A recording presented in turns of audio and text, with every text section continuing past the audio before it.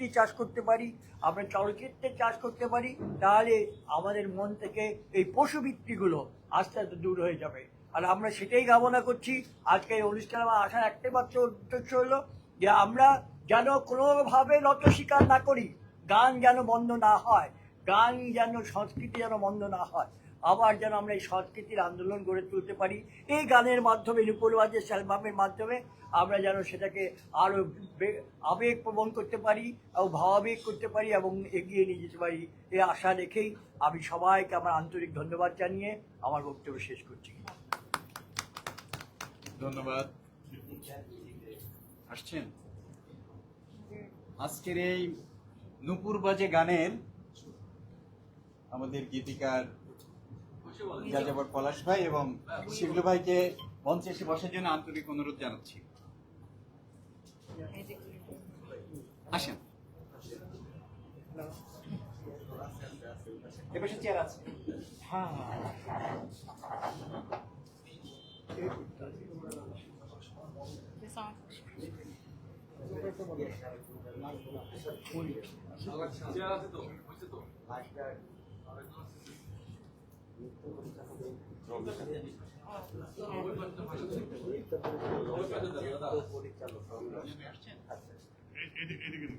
আসছেন আমাদের এই অনুষ্ঠানের কোরিওগ্রাফার রমজান ভাইকে মঞ্চে এসে বসার জন্য অনুরোধ জানাচ্ছি। প্লিজ আপনি মঞ্চে এসে বসুন। আসলে আজকে আমাদের এই অনুষ্ঠানে আমাদের যে ইলেকট্রনিক্স এবং প্রিন্ট মিডিয়া ভাইরা আপনারা যে সাবলীল ভাবে উপস্থিত হয়েছেন, আমাদের অনুষ্ঠানকে আরো মহিমান্বিত করেছেন আপনাদের উপস্থিতি। এবারে নুপুরবাজে গানের শিল্পী ইবনাত সালমা এবং ইবনাত সালমা অফিসিয়াল ইউটিউব চ্যানেলের শুভযাত্রা উপলক্ষে আমাদের HMS ফাউন্ডেশনের চেয়ারম্যান এবং চলচ্চিত্র প্রযোজক শাহ আলম ভাইকে কিছু বলার জন্য বিনীত অনুরোধ জানাচ্ছি।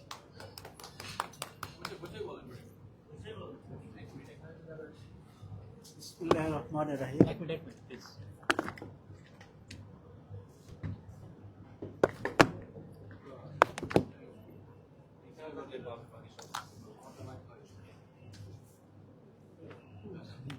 আজকে নুপুরবাজে গানের শুভ উদ্বোধন এবং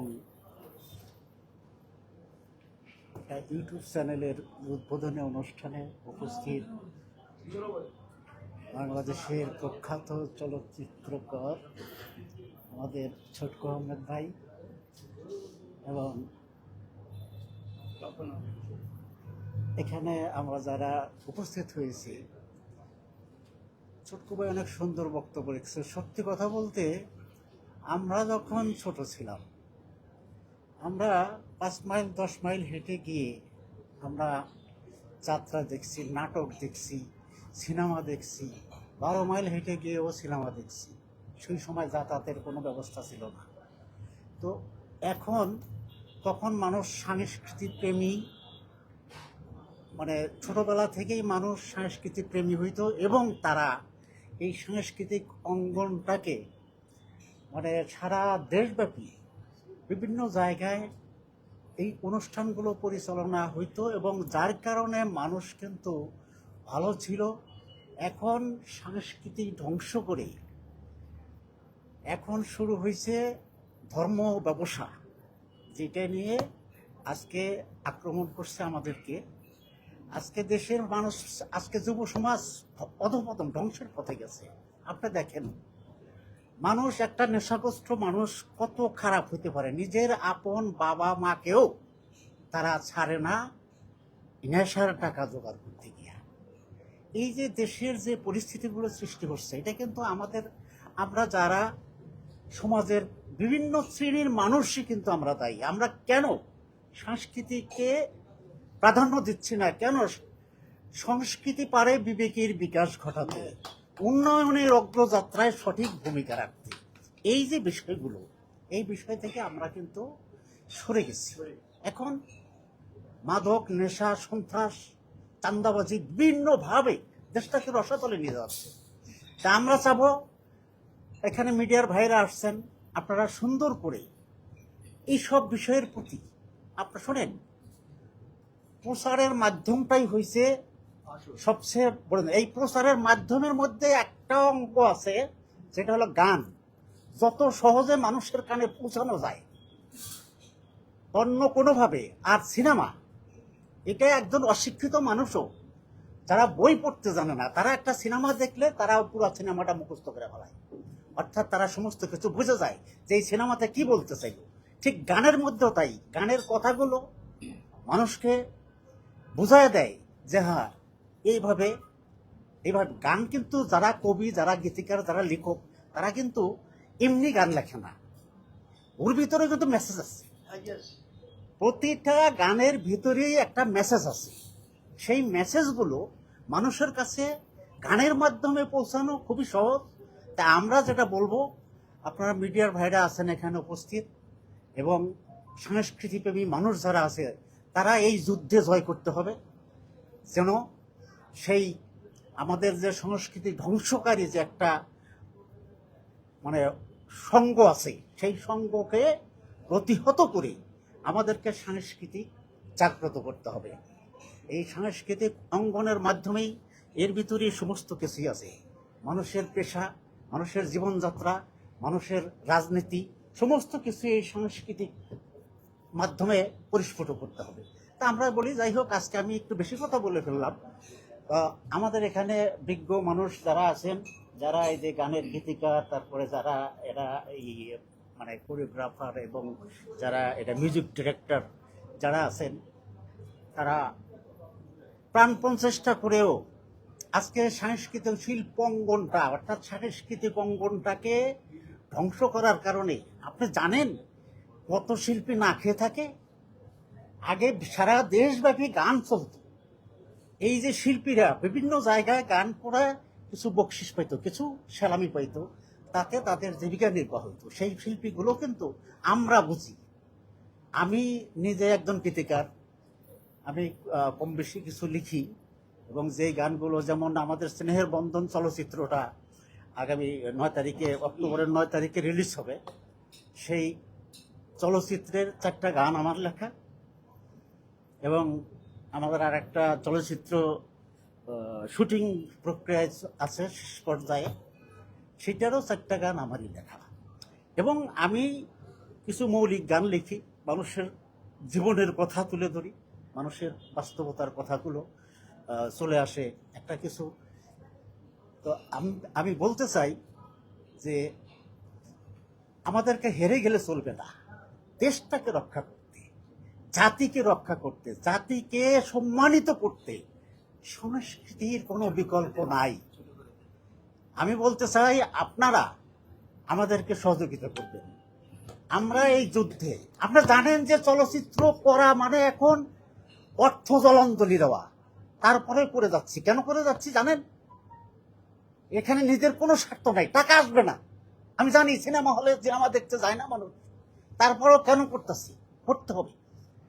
এগুলো আমাদের মানুষকে ফিরাই নিয়ে আসতে হবে অসৎ পরিবেশ থেকে, জাতিকে ভালোর পথে অগ্রসর হতে সংস্কৃতির ভূমিকা অন্যতম। এবং গান সর্বশ্রেষ্ঠ একটা মাধ্যম, যে গানের মাধ্যমে অতি তাড়াতাড়ি মানুষের মাঝে কিছু পৌঁছানো সম্ভব। একটা গান এই জায়গায় বাজলে আশেপাশে 1 মাইল ভিতরে সব মানুষগুলো তাদের কানে চলে যায়। এই জন্য বলি যে গানকে বাঁচিয়ে রাখা এবং সাংস্কৃতিক অঙ্গনটাকে বাঁচিয়ে রাখা, চলচ্চিত্র, সিনেমা, নাটক, যেসব পর্বগুলো আছে সংস্কৃতির, অর্থাৎ মানুষকে বিভোর করতে হবে এই সংস্কৃতির মাধ্যমে। তা আমি সকলের সহযোগিতা এবং আমাদের ইবনাত সালমার ভবিষ্যৎ, এবং ইবনাত সালমা একটা এমন একটা শিল্পী যেটা তার প্রতিটা গানই মানে আমার কাছে কেন জানি ভালো লাগে। অর্থাৎ শিল্পী অনেক আছে, কিন্তু ইবনাত সালমার গানগুলো এবং মিষ্টি কণ্ঠটা মানে আমাদেরকে কিন্তু মুগ্ধ করছে, সত্যি কথা বলতে। তা আমরা চাচ্ছি যে এই ধরনের শিল্পী যারা আছে, তাদের মাধ্যমে কিছু প্রচারণার মাধ্যমে মানুষকে অবহিত করা, এবং মানুষের শিল্পী সাহিত্যিকদের জীবনের সর্বাঙ্গীন উন্নতি, এবং তারা যেন ভালোভাবে মানুষের কাছে সেবা পৌঁছাইতে পারে, এইসব বিষয় নিয়েই আপনারা লিখবেন। এবং আপনারা প্রচার করবেন। এটা যেন জাতিকে আপনারাও কিন্তু জাতির একটা বিবেক, শুধু বিবেক না, আপনাদের মাধ্যমে মানে দেশে অনেক কিছু সম্ভব। সত্যকে আপনারা মানে সাংবাদিকতা এমন একটা পেশা, এটা জাতির বিবেক। মানে আপনারা সাংবাদিক কিন্তু কোনোদিন ভীত নয়, তারা কিন্তু যে কোনো অপকর্মকে প্রকাশ করতে এবং ভালো কাজগুলোকে পরিস্ফুট করতে আপনাদের ভূমিকা কিন্তু অগ্রণী। আপনাদেরকে অনুরোধ করব, আপনারাও আমাদের পাশে থাকবেন। আমরা আছি, আল্লাহ যে কদিন বেঁচে রাখে, এখন তো বয়স হয়ে গেছে, আমরা চেষ্টা করব যে আমাদের তরফ থেকে যতটুকু সম্ভব। আমরা তো ছোটখাটো মানুষ, আমাদের তো আর আমাদের বিশাল অর্থশালী মানুষও না, আমরা সমাজের একজন সাধারণ মানুষ, কিন্তু আমরা চাই মানুষ ভালো থাকুক। মানুষকে ভালো রাখার জন্য আমরা সকলেই ঐক্যবদ্ধভাবে আমরা এই প্রক্রিয়ায় আমরা অংশগ্রহণ করি। ধন্যবাদ। আসসালামু আলাইকুম, ধন্যবাদ। সবাই ভালো থাকবে। এবারে এই নূপুর বাজে গানটির পিছনে যার অবদান গুরুত্বপূর্ণ, আমাদের যাযাবর পলাশ ভাইকে সংক্ষিপ্ত আকারে দু একটি কথা বলার জন্য অনুরোধ জানাচ্ছি। আমাদের নূপুর বাজে গানের এবং ইবনাত সালমার নতুন ইউটিউব চ্যানেলের ওপেনিং প্রোগ্রামে সম্মানিত অতিথি, গণমাধ্যম কর্মী সবাইকে আমার সালাম, আসসালামু আলাইকুম। ইবনাত সালমা আসলে ব্যক্তিগতভাবে আমার অনেক প্রিয় একজন শিল্পী। সে অনেক সুন্দর গান গায়। তার সঙ্গে এর আগেও অনেক গান আমার কাজ করা হয়েছে গীতিকা সুরকার হিসেবে। স্পেশালি এই গানটি লেখার আগে উনি আমাকে যে ওনার চাওয়া পাওয়া যেটা বলেছিল, সেই চাওয়া পাওয়া অনুযায়ী আমি গানটা লেখার চেষ্টা করেছি এবং শেষ পর্যন্ত গানটা যখন আমরা রেকর্ডিংয়ে যাই আমাদের নিজেদেরই ভালো লেগেছে। যদিও বা আমার নিজের লেখা শুরু করা, তারপরেও গানটি কেন জানি আমার অনেক পছন্দের একটা গান হয়ে গেছে। আপনারা হয়তো বা ওপেনিংয়ের পর শুনবেন। গানটা নিয়ে আসলে আমরা অনেক আশাবাদী। আশা করি এই গানটি দিয়ে ইবনাত সালমার এই নতুন চ্যানেলটি অনেক দূর এগিয়ে যাবে। ইবনাত সালমার জন্য ব্যক্তিগতভাবে আমার অনেক শুভকামনা থাকলো। আর আপনাদের মাধ্যমে দেশবাসীর কাছে আমার চাওয়া, সবাই ভালো গানের পাশে থাকুন, বাংলা গানের পাশে থাকুন, বাংলা গানকে এগিয়ে নেওয়ার জন্য আমাদের সহযোগিতা করুন। আসসালামু আলাইকুম। ধন্যবাদ যাযাবর পলাশ ভাই। আপনাদের ভালোবাসা, দোয়া এবং সহযোগিতায় ইবনাত সালমার পথ চলা সমৃদ্ধ হবে, মসৃণ হবে। এবারে আমরা সেই আনন্দঘন মুহূর্ত যেখানে আমরা নূপুর বাজে গানের শুভ উদ্বোধন এবং ইবনাত সালমা অফিসিয়াল ইউটিউব চ্যানেলকে অফিসিয়ালি যাত্রা শুরুর আয়োজনের জন্য আমরা কেক কেটে সেটা উদ্বোধন করতে যাচ্ছি। আমরা আচ্ছা আচ্ছা, তার আগে আমাদের মিউজিক ডিরেক্টর শিবলু ভাইকে কিছু বলার জন্য আসসালামু আলাইকুম, সবাইকে অসংখ্য ধন্যবাদ।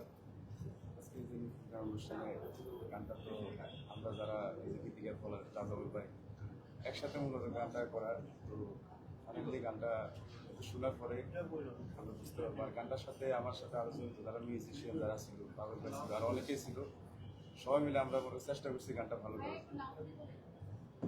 ধন্যবাদ। ধন্যবাদ। আমাদের আসলে এখন আর বক্তব্য দিতে চাচ্ছেন না আমাদের ডিরেক্টর তপন আহমেদ এবং আমাদের কোরিওগ্রাফার রঞ্জন ভাই। এখন আমরা আসলে এখন আপনাদের সামনে আমাদের মূল আমাদের মধ্যমণি ইবনাত সালমাকে আপনাদের সামনে কিছু বলার জন্য বিনীত অনুরোধ জানাচ্ছি।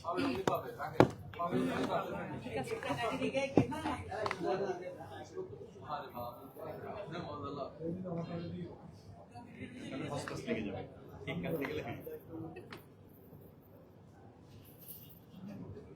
আচ্ছা ঠিক আছে ভাই। হ্যালো এভরিওয়ান, আসসালামু আলাইকুম। আমি সঙ্গীত শিল্পী ইবনাত সালমা। আজকে ফার্স্ট অফ অল আপনাদের সবাইকে অনেক অনেক ধন্যবাদ জানাতে চাই। অনেক কষ্ট করে আপনারা এখানে এসেছেন। আমার খুব বেশি ভালো লাগছে আজকে। আমি অনেক বেশি ভালো আছি। আশা করি আপনারাও খুব ভালো আছেন। একটু বেশি ভালো থাকার কারণ হচ্ছে আমার খুবই পছন্দের একটি গান এবং আমার নিজস্ব ইউটিউব চ্যানেলে আসছে, তো এটার জন্য একটু বেশি ভালো লাগছে।